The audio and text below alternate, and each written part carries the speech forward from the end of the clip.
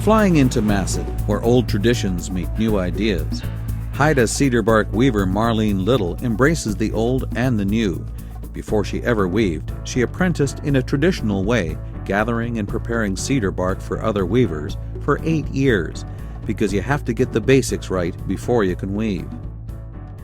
There's the harvesting, there's the preparation of the bark, and it is just as time-consuming, if not more exacting, than the weaving itself. Because if you want a quality product, you have to start with a quality product. Marlene is a self-described obsessive. I choose to weave with only product that I've harvested and product that I've prepped, because then I can control the quality of the materials that I'm using, and then I can control the quality of the product that I produce. So here's enough cedar bark for a year's work, all prepped and ready to go. And this will be all gone and used up this winter, and then I'll start my harvest over again in the spring. Marlene was mentored by master weaver Christine Carty, who lives next door, but she says she was her worst student. Lived next door, was constantly late, behind on projects, couldn't keep up with the other students. But she kept at it. This was her first traditional hat, and even though it's done properly, she doesn't like it. It bugs me because it is nowhere near perfect. She's refined her technique and grown a lot since that first hat. She's adopted styles from other cultures, like the Maori.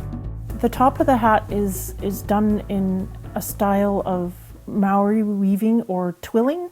I was looking for a signature that identified my weaving to the public so that when you picked up a hat that was made by me, you would know that it was mine. She has another, more secret signature in her hats. Instead of spending hours undoing tiny mistakes, she found a way to accept them and use them. That's one of my signatures. If I do make a mistake, it's not a mistake anymore. It's an identifying mark. And I'll actually take a photograph of it and tell the customer where it is, and they can use that for identification purposes should the hat be lost or stolen, and for insurance purposes. And I figured that becomes a part of the piece, and it's its own unique personality for every single mistake I make. Not that I make many. One per hat. Marlene's hats are meant to be worn. Sun, rain, wind. This is the functional daily use hat. As an artist, she has to try new things. She started making hats in many different styles. Cowboy hats, berets, ladies' cloche-style hats.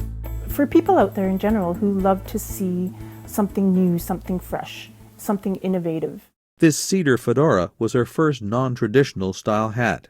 This hat was made for somebody special who does a lot for our family, helps to provide food fish to my mother and other elders in the village.